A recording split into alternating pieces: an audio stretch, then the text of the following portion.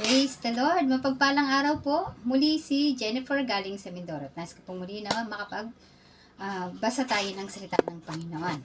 Amen? Hallelujah! Praise God! Bago po yan, manalangin muna tayo. Mangbanal at makapangyarihan, maraming salamat po Panginoon sa araw na ito. Salamat po Panginoon sa pag-ibig at katapatan mo. Salamat po Ama. Tunay na una mo kaming minahal, Panginoon. Kaya dahan Panginoon, kami tumutugon sa iyo ng may pagmamahal din po Ama. Tunay nga po Ama na hindi mo hiniling at ibinigay sa amin ang relihiyon. Ang binigay mo sa amin Panginoon ay relasyon. Muli mong ibinalik ang aming relasyon sa iyo, Ama, sa pamamagitan ng iyong anak na si Panginoong Jesucristo, sa tulong ng banal na Espiritu Santo. Maraming salamat po, Ama. Patuloy, Ama, ang bawat isa ay dinutulog ko sa inyo. Maging ang aking sarili una sa lahat. Nawa, Panginoon, ay maging isang malinis at ganap na kasangkapan para sa iyong salita, Panginoon. Salita mo lamang nawa ang mamutawi sa aking mga labi. Nawa, Panginoon, ang mga makikinig, nanonood at manonood ng video na ito, Panginoon, ay hipuin mo rin. Ang iyong mga salita, Panginoon, ay dumaloy na tulad ng isang espada na may dalawang talim magkabila. Maraming salamat po, Panginoon. Patuloy, Ama, na ang lahat ng ito ay binabalik ko sa inyo ng may papuri, parangal, pagsamba, pagluwalhati, at walang hanggang pasasalamat sapagkat sa iyo, tanging sa iyo lang ang kaharian, kaluwalhatian, kapangyarihan, karangalan, noon, ngayon, at magpakailanman. Sa ngalan ng Ama, ng Anak, at ng Espiritu Santo. Amen. Praise the Lord. Hallelujah. So, yun po. Nais ko lang pong ibahagi ang testimonya ko kung paano ko nakilala ang Panginoon at paano ko siya tinanggap na Diyos at Panginoon, aking tagapagligtas na personal. Amen? Hallelujah! Noon po ako ay 13 years old pa lamang, doon po ako nagsimula na magkagusto sa isang babae. Doon ko na-realize na talagang ako po ay tibo ng mga panahon na yon. Maliit pa lang po ako, kumilos ako, kung manamit ako, talaga pong boyish kung tawagin.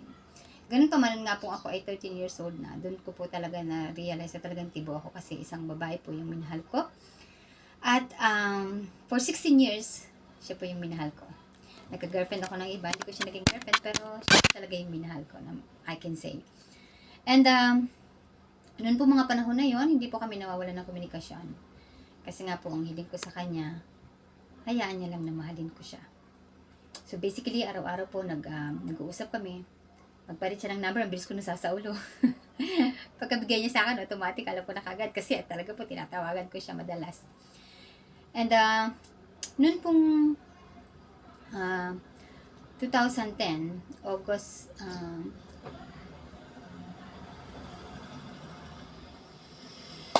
7, noon po yung time na nakilala ko talaga ang Panginoon. Nakausap ko siya personal, na-encounter ko talaga siya personally. At doon po naranasan ko yung kapangyarihan ng pag-ibig niya. Noon po kasing palibasa nga araw-araw nakikipag-communicate ako sa babae na minahal ko po. At ito po ay nagdire-diretso yung aming komunikasyon until June, July ng 2010. Noon pong time na June, July na yun, parang nawalan na ako ng pag-asa sa buhay na for some reason po kasi naputol yung komunikasyon namin. Hindi ko alam kung paano ko siya marireach out. At nung nawalan na po ako ng pag-asa na ma-reach out siya kasi medyo matagal na. Nagkikumulang sa 2 buwan na. No? So, ako po ay nawalan ng pag-asa sa buhay. Sinubukan ko pong patayin ang sarili ko sa pamamagitan ng pag-inom ng isang dakot na iba't ibang klaseng gamot, antibiotic na matataas ang dosage. Pero sa totoo lang po, kahit hilo o sakit ng ulo, hindi ko naranasan ng time na yun. Pero nagloko po yung tiyan ko. Tapos after some days, I realized na parang, sinubukan ko pati ng sarili ko. Pinahirapan ko lang naman ngayon ng sarili ko kasi ako yung nagdadanas ng sakit sa tiyan. Kasi more or less 2-3 weeks po ako na nag-stay sa park kasi talaga nawawala na po ako ng pag-asa sa buhay. Gusto ko na talagang umalis dito sa mundong to. At nga lang hindi po inadya ng Panginoon. So, isang umaga po ako ay nanalangin. Sabi ko, Lord, Sinubukan kong patayin ang sarili ko, hindi mo inadya. Okay, andito ako ngayon, gamitin mo ako sa iyong kaharian. So, yun pong panalangin ko ng isang umaga. Maiksing panalangin na yun. Pagdating po ng hapon, pagkagaling ko po sa trabaho, nagtatrabaho po ako that time, stay out po ako. Kaya po ako ay nakapag-stay sa park ng for more or less 3 weeks. At doon po na parang nawala talaga ako sa sa sariling ulirat. May inuupahan akong bahay, marami akong mga kaibigan na po pwede ko na magtuluyan. Meron din po akong isang kapatid doon, but I choose to stay at the park. So, noon pong makapanalangin ako ng umaga, hapon po, meron akong nakilala na 3 Pilipina. Nakakasalamuha ko po sila na say hi, hello, something. Pero nung time na yun po, ang nangyari dyan is, parang napakwento ako ng konti. Tapos, sabi nila, kumusta? Sabi ko, okay naman po. Actually, naghahanap ako ng bahay na malilipatan ko. Kasi nga po, syempre, nag-stay ako sa park. So, I was just thinking na kapag iba yung tutuluyan ko na bahay, iba yung environment, magbabago rin po yung takbo ng isip ko. So, sabi ko po sa kanila, okay naman po ako, pero naghahanap actually ako ng bahay. So, sabi nila sa akin, talaga ba? Sa bahay namin, merong bakante na kwarto. Baka gusto mo. At sabi nila, try ko daw po nung gabi niyo. So, itinry ko po. Pagpunta ko sa kanila, okay naman, natulog ako, payapa naman, balik ulit po ako sa trabaho. Tapos, 1 or 2 days, nakita ko po ulit sila, same setting, sabi nila sa akin, Jen, kumusta naman yung pagkakatulog mo ron? Sabi ko, okay naman po, mapayapa naman ako.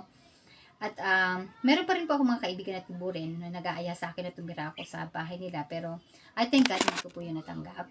So basically, ang nangyari po is, nung araw na yon, August 6, 2010, sabi nila sa akin, try mo ulit na matulog dito sa bahay. Tapos nagtulog po ulit ako, kinabukasan, paggising ko, sabi ko, sige po, lilipat na lang ako dito.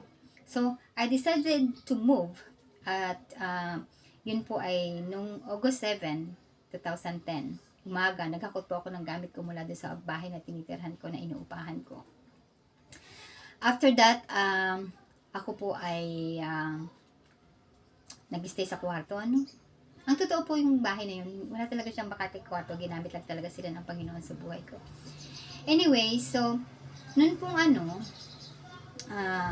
nahakot ko na yung lahat ng gamit ko, nakahiga lang po ako sa kama. Tapos, eto po palang mga kasama ko na to sa bahay. Pentecostal Church, born again Christian. So, basically, nung every Saturday po, nagpa-practice sila dun sa bahay ng mga awitin para sa darating na linggo. So, noon pong time na yon, nag-uumpisa na sila. Eto pong pastor, yung kasama ko po sa kwarto, yung nag-aya sa akin, yung nakilala ko. Sabi niya sa akin, pumunta po siya sa kwarto kasi nasa living room sila eh. Sabi niya, Jen, gusto mo pang sumali? Mag-aawitan kami. So, patanong po yung inano niya. So, may option ako. Kaya sabi ko po sa kanya, hindi po, bukas na lang siguro sa church. I was just thinking kung sa simbahan, diretso na lang ako ron.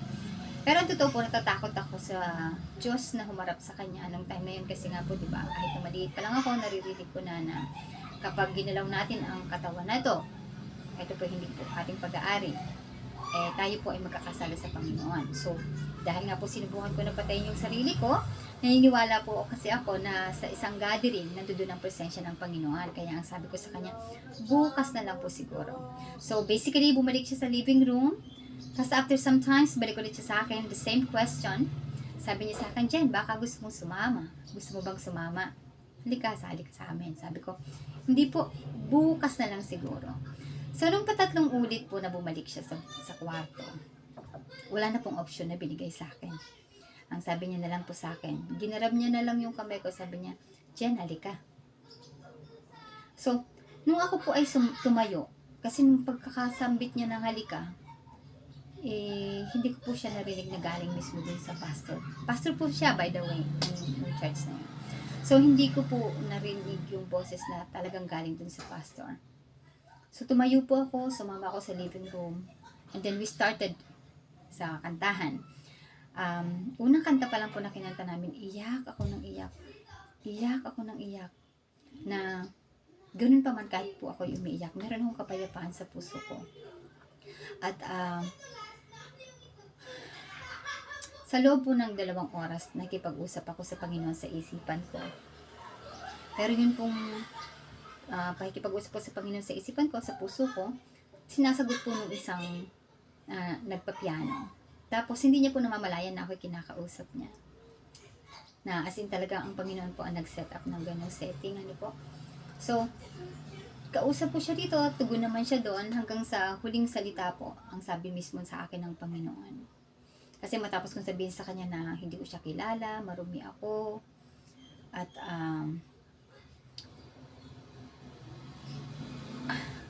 kaaway ko siya basically. Na kapag po pala kaharap mo ang Panginoon, kahit na sabihin mo at inaakala mo na super bait ka dito sa lupa, pag nasa Panginoon ka na po, dun mo talaga mararamdaman ang sarili mo kung gaano ka karumi, kung gaano ka mahigpit ka pa sa basahan karumi sa kanyang harapan. So basically sinabi ko po sa kanya lahat yon. Tapos yung huling-huli po na natugon niya sa akin, hindi ko alam yung sinasabi mo, hindi ko siya kilala, mahal kita. So nung sabihin po sa akin ng Panginoon na mahal niya ako, kasi siya na po yung direkta nagsalita sa akin, eto pong utak ko talagang as in na blanco siya, na as in wala ako kahit isang salita na nabuo sa utak ko. Pero iyak pa rin po ako ng iyak nang may kapayapaan sa puso ko. Tapos, mula po sa malayo, kitang-kita ko yung kanang kamay ng Diyos na napakalaki, hindi mo masusukat. At dahan-dahan po siya na lumalapit, palapit ng palapit sa tiyan ko. Paglapit niya po sa tiyan ko, naramdaman ko lang talaga is kamay ng isang tao. Tapos, pagkahipo niya po sa tiyan ko, gumaling na po yung tiyan ko. Kasi diba po nagloko siya dahil sa pagkakain ko ng isang dakot na gamot. So, patuloy pa rin pong iyak ko. Tapos, natapos po yung service, nakatingin lang po ako sa kanila kasi nga nawalan po talaga ako ng salita sa utak ko. Nablanko po talaga yung utak ko as in. Bago po ako nakipag-usap sa kanila, nagmatsyag muna po ako na para buuin ko yung mga salita kung paano ako mag-uumpisa magsalita. At dumating po talaga sa punto na para akong isang bata na nag-aaral kung paano magsalita. So basically, nung matapos na po yun, sabi ko po dun sa nagpapiano, sabi ko, alam mo ba na kinakausap mo ako? Paano mo nalaman yung nasa isip ko? Sabi niya sa akin, hindi ko alam na kinakausap kita. Ang Panginoon nakikipag-usap sa iyo. Hindi ko nga alam yung mga sinasabi ko eh. Sabi niya po na ganon. So, okay. Gumaling po yung tiyan ko. At salamat sa Panginoon. Halos ma-dehydrate na po ako noon eh. Kasi nga, ilang araw na ako na nagluloko yung tiyan ko. So, basically, pagkagaling po ng tiyan ko, mga 1 o 2 araw, etong babae na sinasabi ko po sa inyo, ay nag-message bigla. Nakipag-chat ulit siya sa akin na kamusta, na para bang walang nangyari. Totoo naman po kasi walang nangyari sa kanya, pero may nangyari sa buhay ko. Ano po. So, nakipag-chat siya sa akin. Sabi ko, bakit wala na yung nararamdaman ko dati? Dati po kasi pangalan pa lang noon ang marinig ko. Namumula na yung tenga ko. Kapag narinig ko yung boses niya, ay, masayang-masaya na po ako. Kapag kami nag-uusap na, kumpleto na po yung araw ko. But that time, habang nakikipag-chat po ako, nawala na. Nakikipag-usap na ako sa regular kong kaibigan. Day after days, ganun pa rin po. Hanggang isang araw, habang nakikipag-usap po ako. Kasi bumalik na po ulit yung daily namin na pag-chat eh. So, isang araw, sabi ko, nasa na yung nararamdaman ko? Bakit hindi ko na nararamdaman yung dati kong nararamdaman? Kasi iniisip ko po ng medyo mas malalim pa na, hindi ba't ganito ang pakiramdam ko kapag naririnig ko yung pangalan niya? Hindi ba't ganito ang pakiramdam ko kapag naririnig ko yung boses niya? Hindi ba't lahat po ng tipong nararamdaman ko nung bago ako hipuin ng Panginoon is binabalikan ko. Tapos salamat po sa Panginoon kasi ginising niya po.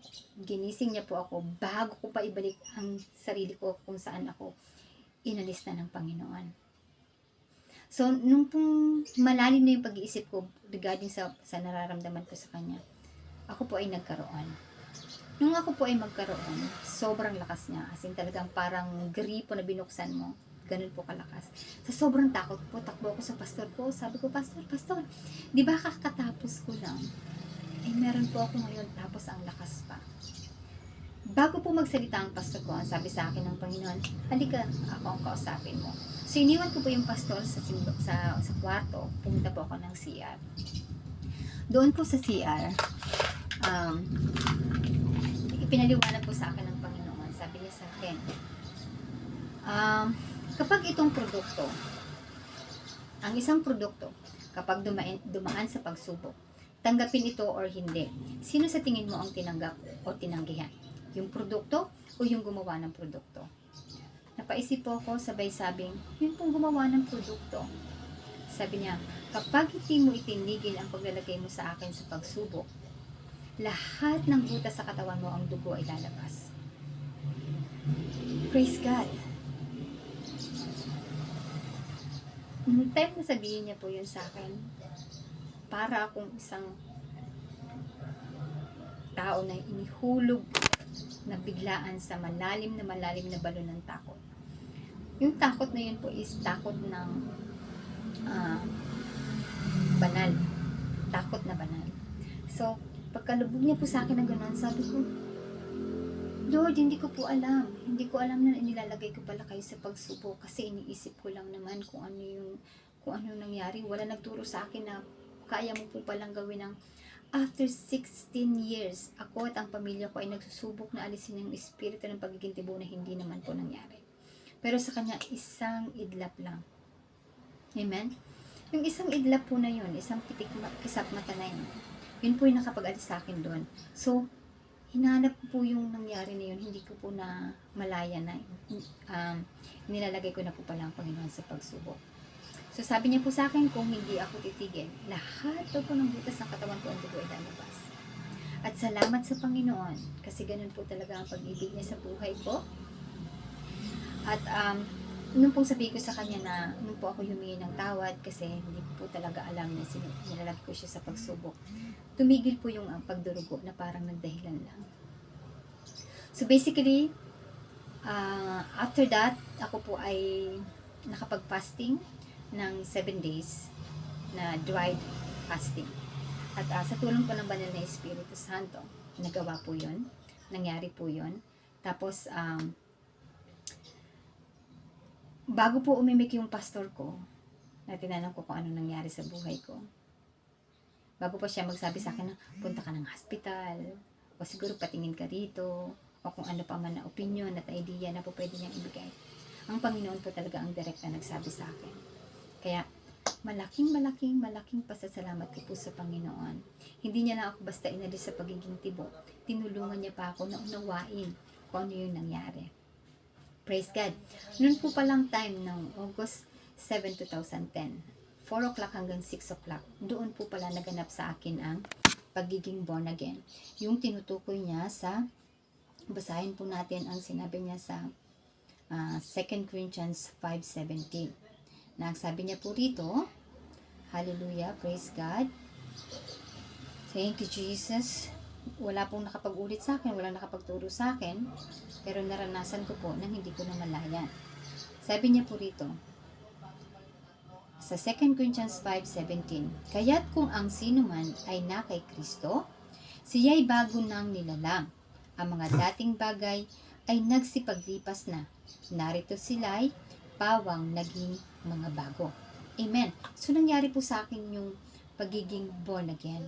Kaya po pala sabi niya sa akin, ang produkto, bagong produkto na po ako. Nilikha na niya ako, bagong espasy na po ako, na hindi ko na malaya na naganap sa buhay ko. Kaya, noon pong time na yon, ako po ay nanalangin sa Panginoon. At noon pong nasa CR pa ako, ang sabi po sa akin ng Panginoon, pinigay niya po sa akin itong mula sa mga awit verse 10, na ang sabi niya po rito, hallelujah, Thank you, Jesus.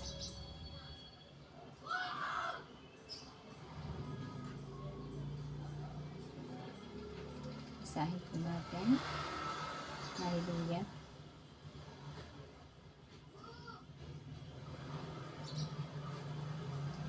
Sorry po.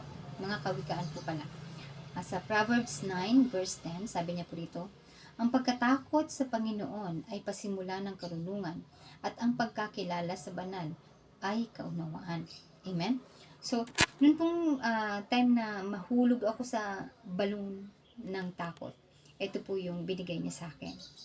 Dito niya po ito pinaunawa sa akin na yun po palang pag nalagay natin sa Panginoon sa pagsubok ay yung bagay na ginawa na niya ay pinag-aaralan pa natin. Inaalam pa natin kung paano nangyari sa buhay natin. So basically nawawala po kasi yung pananampalataya. Amen? So, yun po. At patuloy-patuloy po na ako ay nagpapasalamat sa Panginoon kasi po ang buhay ko ay hindi niya lang basta binago. Sa halip, lalo niya pong inaayos. Hindi niya lang po ako basta inalis sa putikan. Araw-araw po ako ay kanyang hinuhugasan. Aking mga paa, madalas niya pong hinuhugasan araw-araw. Sabi nga po, tayo ay naging malinis at napaliguan na sa pamamagitan ng kanyang salita. Amen? So, praise the Lord. At yun po. Kaya maraming salamat sa Panginoon kasi ang buhay ko ay kanyang binago. Amen? So, wala pong imposible. For 16 years po na lumaban ako sa espiritu ng pagiging tibo. Dumating po sa punto na talagang sabi ko, sige na nga. Lalaki na ako na magiging tatay ng anak ko. Dumating po sa punto talaga nagpagupit na ako ng maiksing buhok. Kasi nga sabi ko sa sarili ko, nahirapan na po kasi akong lumaban. So, yun. Pero hindi po inadya ng Panginoon. Kaya, ang nais ko na pong sabihin sa oras na ito, kung ano man po yung mga bandage, kung saan po kayo naging, sabihin na natin na talamak, o sabihin na natin na naging addiction man yan, sumpa man yan, ang sagot lang po natin dyan ay ang Panginoong Jesucristo. Tanggapin po natin ang Panginoong Jesucristo sa ating buhay. Kasi tanggapin man po natin siya, hindi naman po nawawala ang pagiging Diyos niya eh. So, bakit po hindi na lang natin isurrender ang ating buhay? Ano po? So, yun po. At kahit po 16 years, 15 years, 38 years pa na namuhay tayo sa kasalanan, dun po sa time na isurrender natin yan sa Panginoon, handa po siyang tumulong sa atin. Sabi nga po niya, lahat tayo ay nagkasala na layo sa presensya ng Panginoon. Ganun pa man ang pag-ibig ng Diyos sa atin ay ganun na lamang kahit ibinigay niya ang kanyang bugtong na anak na si Panginoong Jesucristo. Ang sabi po ng Panginoong Jesucristo na ang sinumang tumawag sa akin ay maliligtas. So kung ano man po ang iyong dalahin sa oras na ito, saan ka man po nahihirapan sa aspeto ng buhay mo, tawag ka po sa Kanya at ikaw ay Kanyang tutulungan, ikaw ay Kanyang ililigtas. Amen? So hindi po ba't isa ka dun sa sinuman? Kaya sa oras na ito po, kung nais mo na maligtas, kung napapagod ka na sa sitwasyon, nahihirapan ka na sa buhay mo na kinalalagyan mo ngayon, itaas mo lang po sa Panginoon. Amen? So ngayon po, aanyayahan po kita sa isang maliit na panalangin. At eto pong panalangin na to, sa totoo lang, matapos po akong alisin ng Panginoon doon sa pagiging tibok, basically yung pagiging tibok inalis sa akin, brother. Amen? So, dumating po sa punto na yung pakikipag-usap sa akin ng Panginoon is ganun na lamang. Kaya, nangyari naman po sa buhay ko na tinabangan ako o nanlamig yung pag-ibig ko sa Kanya. Kasi nga po, yung mga tao na ginamit niya sa akin, ay siya rin ginamit ni Satanas laban sa akin. Na dumating sa punto na hindi nila ako iniimikan, kesyo ganito, ganyan. Kasi nga po dumating yung punto na nalalaman ko ang pinag-uusapan nila kahit hindi nila ako kasama. Nalalaman ko ang kanilang kinalagayan kahit hindi ko po sila kasama. Hindi nila sinasabi sa akin kung ano yung sitwasyon ng buhay nila. Kasi ang pag-ibig po ng Diyos sa ating buhay ay pinapakita ng Panginoon yung sitwasyon ng puso natin para lang sa ganun malaman natin na siya lang at tanging siya lang nakakaalam ng buhay natin. So, anyway, nung manlamig po ang aking pag-ibig sa Panginoon, dumating po sa punto na naghanap ako ng lugar kung saan ako mag-fellowship ulit. Kasi nahirapan po ako sa kanila eh. Dumating po kasi sa punto na hindi nila ako binabati, hindi nila ako iniimikan. Kaya nasasaktan po ako, ganun pa man hindi ko magawang magalit sa kanila. Sa halip, pagmamahal pa rin po ang pinapakita ko sa kanila. At yun naman po ang mas lalo nilang ikinagalit na para bang, ano ba yan? Matapos ang ginagawa at pinapakita namin sa kanya, ganun pa rin at pagmamahal pa rin ang pinaparamdam niya. So, anyway, nanalangin po ako noon at nag-asa ko sa Panginoon ng bagong simbahan na mapupuntahan. At yan naman po, binigyan naman ako ng Panginoon. At salamat po talaga sa Diyos sa kanyang pag-ibig. At dun po sa simbahan kung saan ako lumipat, dito ko po naranasan, etong 3 pong panawagan na ibibigay ko, or eto pong panalangin na malapit na natin gawin. Ito po yung nakatulong sa akin na nakita ko yung aking sarili na tulad ni Lazaro na napalibing sa libingan at tinawag ng Panginoon na lumabas.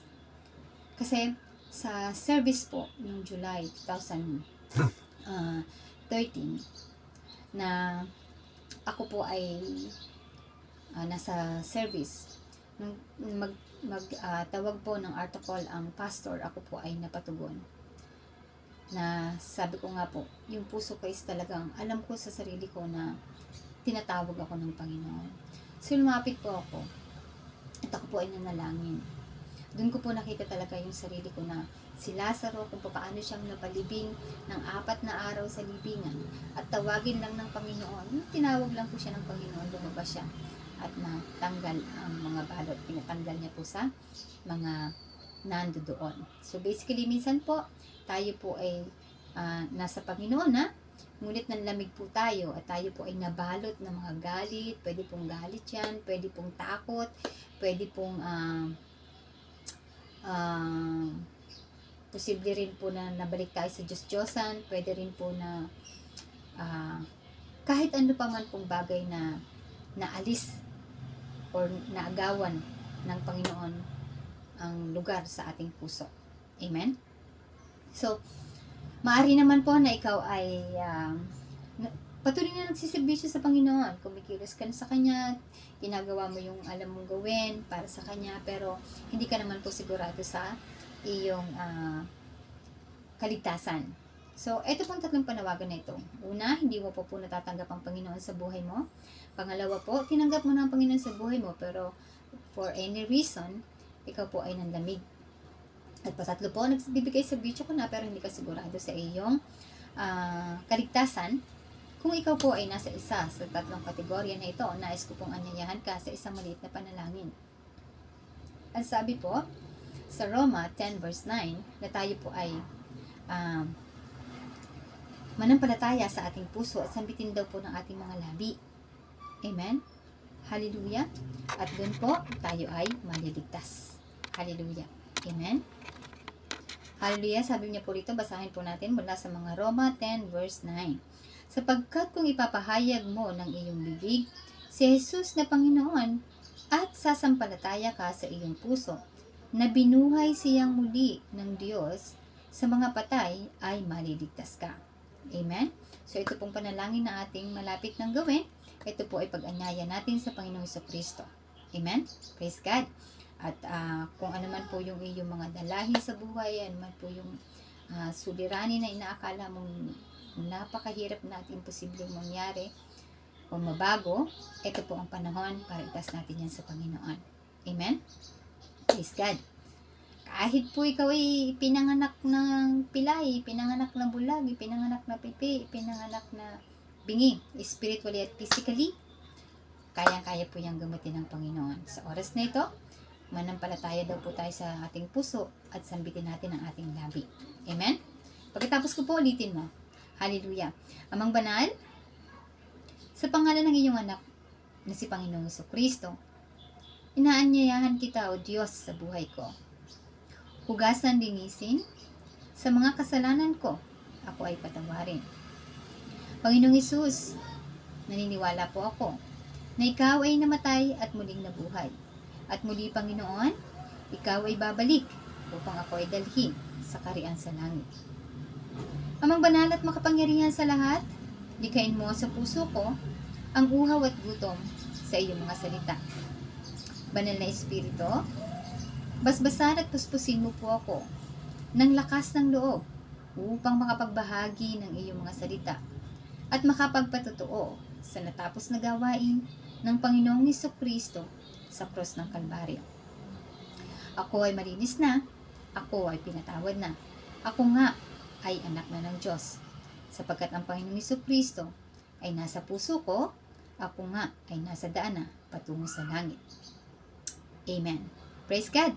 Hallelujah. Kung ikaw po ay nanalangin kasama ko bilang tagahatid ng Ebanghelyo ng Panginoong Hesukristo, binabalita ko po sa iyo ngayon na malinis ka sa kanyang harapan. Malinis ka sa harapan ng Ama. Ang nakikita niya sa iyo ngayon ay ang banal na dugo ng Panginoong Hesukristo. Ikaw ay naging matuwid dahil sa dugo ng Panginoong Hesukristo. At ikaw ay naging banal dahil tinanggap mo ang tatak ng banal na Espiritu Santo. Amen. Praise God. Maaari pong tayo magkasala, mahulog tayo sa pagkakasala, pero as long as tayo po ay hindi namumuhay sa pagkakasala, tayo po ay magbabalik loob sa Panginoon, dalawang kamay niya po tayong haharapin at tatanggapin. Tayo po kanyang muling papuputiin na tulad ng yelo or balahibo ng tupa. Simputi ng yelo or simputi ng balahibo ng tupa. Ganun po tayo kalinis sa kanyang harapan. Amen? Praise God. Sumuli po, kung ikaw po ay magkasala, takbo lang po tayo sa Panginoon at hingi tayo ng kapatawaran. Dahil doon po, dalawang kamay niya tayong patatawarin. Amen? Praise God. Maraming salamat po. Oh, hallelujah, Amang Banal at Makapangyarihan. Maraming salamat po, Panginoon, sa pag-ibig mo at katapatan. Salamat po, Amang Banal, sa bawat isa, Panginoon, kung sino man po ang nanalangin na kasama ko, Panginoong Diyos. Sabi mo nga sa iyong salita, O Ama, hallelujah, na ikaw ang makapag-iingat sa bawat isa sa amin, Panginoon, upang hindi kami matisod sa kasalanan, Panginoon. Makakapagpaharap ka sa amin, Panginoon, ng walang kapintasan o anumang dungis ng karumihan o kasalanan, Panginoon, para kami makaharap sa Ama ng may kagalakan. Hallelujah, Panginoon, luwalhatiin ka sa kanilang mga buhay. Maraming salamat po. Ikaw ang nag-iisang Diyos na aming tagapagligtas, tagapamagitan. Ikaw po, Panginoong Hesukristo, ay sumakanila sa oras na ito. Luwalhatiin ka sa kanilang mga buhay, Panginoon. Hallelujah, Amang Banal at Makapangyarihan, maghari ka sa bawat buhay namin, Panginoon, sa oras na ito. O Diyos na makapangyarihan sa lahat, siyasatin mo ang aming mga puso. Ikaw, Panginoon, na nakakabatid at nakakaalam ng aming mga isipin, Panginoong Diyos. Hallelujah, Panginoon, hallelujah, ikaw po, Panginoon, ang magsaliksik ng aming mga buhay. Tulad ni David, Panginoon, sa oras ito, ako ay nananalangin. Panginoon, sinabi mo sa iyong salita sa Psalms 139 verse 23 to 24, na siyasatin mo ako, O Diyos, kami lahat, Panginoon, na nandito ngayon sa oras na ito, ay lumalapit sa iyo. Alamin mo ang aming mga puso, subukin mo ang aming mga isip at ito'y iyong nababatid, Panginoon. Tingnan mo, Ama, kung may anumang lakad na hindi kaaya-aya sa iyong harapan, na anumang kasamaan, karumhan, Panginoon, sa aming mga buhay, ito'y iyong alisin at linisin. Patawarin mo po kami, Panginoon, sa aming mga kasalanan at patnubayan mo kami sa daan ng buhay na walang hanggan. Maraming salamat po, Panginoong Hesukristo. Ikaw ang tinanggap namin sa oras na ito. Ikaw ang daan, katotohanan at ang buhay. Tulad ng sinabi mo, walang sino man ang makakarating sa langit maliban sa iyong pamamagitan. Kaya salamat po, Panginoon, kung alalayan mo, samahan mo hanggang sa dulo ng panahon na itinakda mo upang kami ay akayin papunta dyan sa kaharian sa langit na inihahanda mo sa bawat isa sa amin sa oras na ito. Pinupuri ka namin, pinasasalamatan, Panginoong Hesus at makapangyarihan sa lahat. Maraming salamat po maging sa kagalingang pisikal, kagalingang spiritual, Panginoon. Ikaw nabigay sa amin ng bagong espiritu at bagong kaluluwa, Panginoon, kung paano pinasasagana ang aming kaluluwa, Panginoon, ay ganun din kasagana ang aming espiritu. Kaya maraming salamat po. Hallelujah! At ang lahat ng ito, Panginoon, ay binabalik ko sa inyo na may papuri, parangal, pagsamba at pagluwalhati. Sapagkat sa iyo at tanging sa iyo lang ang kapurihan, karangalan, kapangyarihan, kaharian, noon, ngayon at magpakailanman. Sa ngalan ng Ama, ng Anak at ng Espiritu Santo. Amen! Praise the Lord! Hallelujah! Mapagpalang araw pong muli, si Jennifer galing sa Mindoro na nagbibigay papuri. Nawa po ang kapayapaan, pag-ibig, pag-asa at pananampalataya ng Panginoong Hesus Kristo ay sumainyong lahat. Amen. Praise God.